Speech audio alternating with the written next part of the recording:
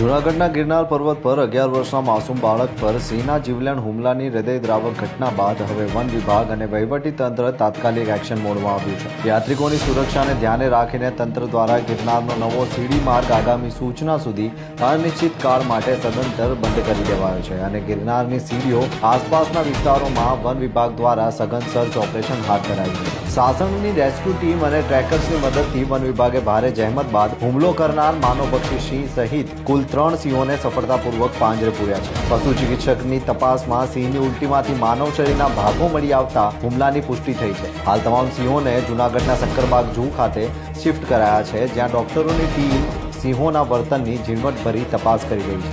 આ 80 પગથિયે જે દુઃખદ ઘટના બની છે, આ અંધારાનું કારણ અને લાઇટ નહોતી એના કારણે આવું થયું છે અને મારી દુકાન ત્યાં જ છે।